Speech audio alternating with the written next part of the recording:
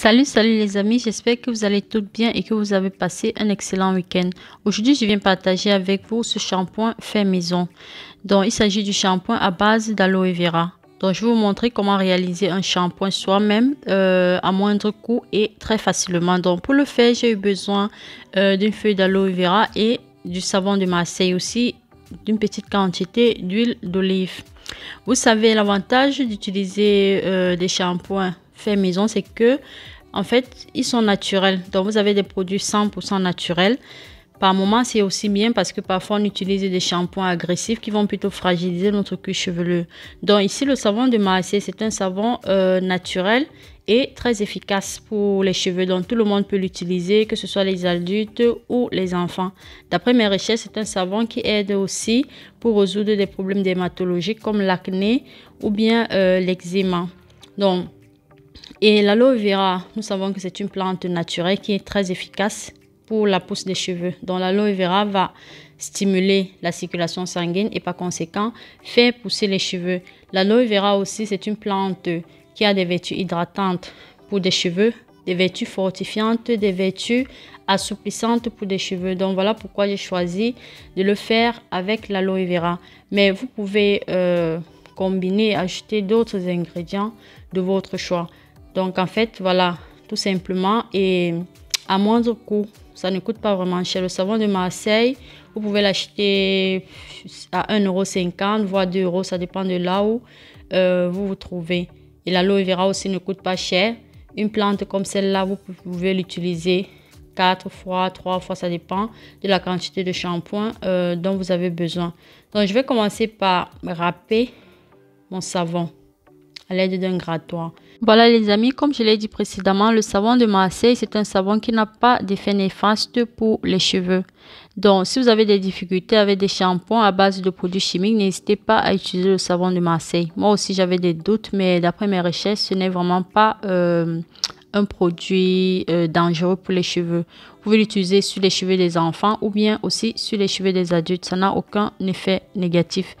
Et si vous voulez être plus précise, vous pouvez utiliser une balance pour peser vos ingrédients ou bien juste estimer à l'œil. Donc là, j'ai pris, je crois, 12 grammes de savon de Marseille que je vais faire fondre dans de l'eau bouillante et ensuite continuer la réalisation de mon shampoing.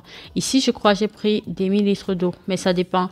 Après, je me suis rendu compte que l'eau était assez. Donc, pour un shampoing voilà, plus lourd ou bien plus consistant, essayez de prendre pour 12 grammes de savon de Marseille une petite quantité d'eau, c'est-à-dire peut-être moins de 2 millilitres d'eau comme je l'ai fait. Donc voilà, j'ai constaté après que j'avais pris un peu trop d'eau.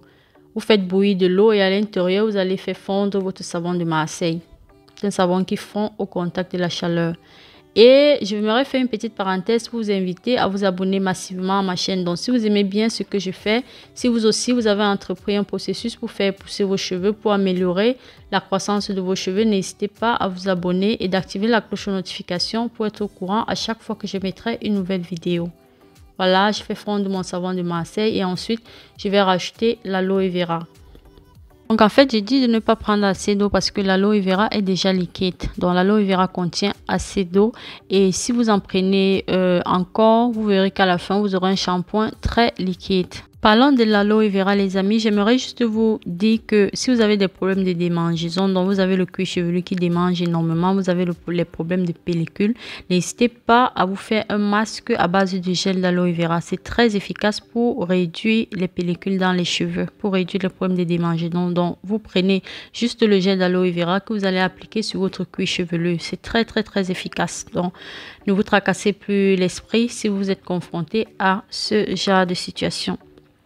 Voilà, je vais essayer d'écraser l'aloe vera, donc transformer ma feuille d'aloe vera en gel et ensuite mélanger tout simplement à mon savon de Marseille déjà fondu dans l'eau. Ici, la quantité de l'aloe vera, ça va dépendre de vous. Donc, si vous voulez que ce soit plus concentré en aloe vera, vous prenez une grande quantité. En fait, ici, c'est au choix.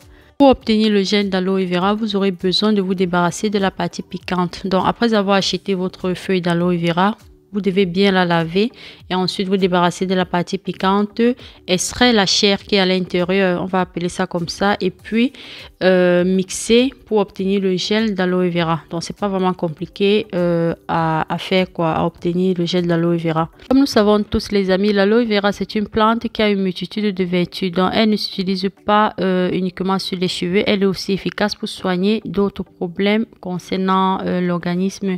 Je sais que ça soigne, ça aide à se débarrasser des problèmes de teigne chez les enfants. Donc quand vous avez un enfant qui a la teigne à la maison, vous pouvez essayer de le soulager avec le gel d'aloe vera. J'ai regardé quelques vidéos, j'ai écouté quelques témoignages de femmes qui disaient que l'aloe vera aidait aussi à résoudre des problèmes au niveau de la partie intime. Je ne l'ai jamais essayé, mais d'après les témoignages de ces femmes-là, ça fonctionnerait. Donc, utiliser aussi le gel d'aloe vera comme gel intime, apparemment, c'est quelque chose de très positif. Donc, à la fin, on comprend que l'aloe vera, c'est une plante vraiment à avoir de temps en temps à la maison. Pourquoi pas l'utiliser aussi dans les soins de visage? Parce que je vois, il existe beaucoup de produits cosmétiques à base de gel d'aloe vera. Donc, voilà, l'aloe vera, c'est une plante vraiment très efficace. Toujours l'avoir à la maison n'est pas une mauvaise chose. J'essaie d'extraire et ensuite je vais passer au mixeur.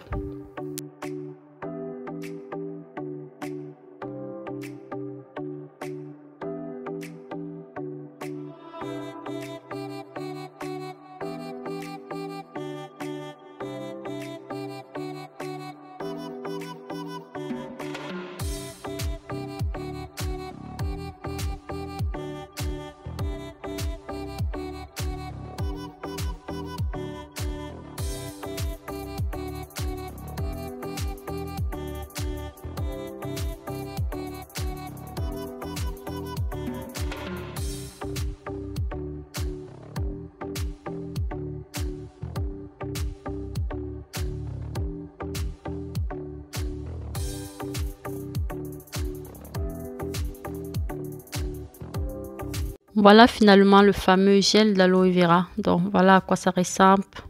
Lorsque vous mixez votre chair d'aloe vera, ne mixez pas tellement afin qu'elle ne soit pas aussi trop liquide. Parce qu'apparemment, plus vous mixez, plus ça devient liquide. Ça dépend aussi de la texture que vous désirez.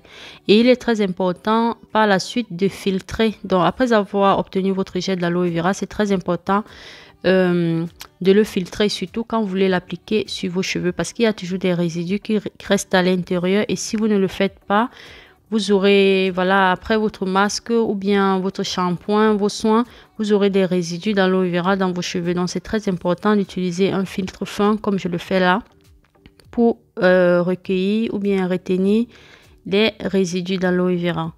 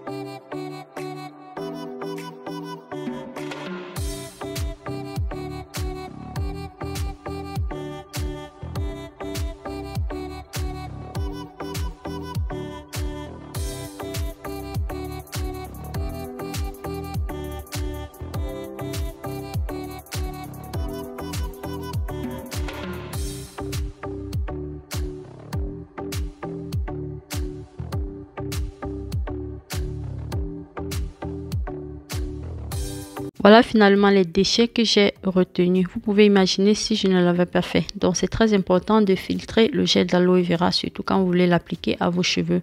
Je vais maintenant mélanger ce gel au liquide, donc à l'eau plus le savon de Marseille que j'ai obtenu précédemment. Je vais mélanger, je vais bien mélanger pour rendre le tout homogène et ensuite l'appliquer à mes cheveux, donc l'utiliser comme mon shampoing. Vous voyez que c'est très facile de réaliser un shampoing à la maison à base de gel d'aloe vera.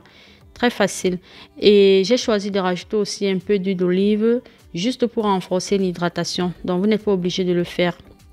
Si vous voulez avoir encore plus d'hydratation, vous pouvez rajouter une huile végétale de votre choix. Ça peut être de l'huile d'avocat, l'huile de ricin, tout ce que vous voulez. Donc là, j'ai choisi de l'huile d'olive. J'essaie de bien mélanger, de bien mixer pour rendre le tout homogène. Vous voyez à quoi ça ressemble. Et ensuite, je vais l'utiliser pour laver mes cheveux.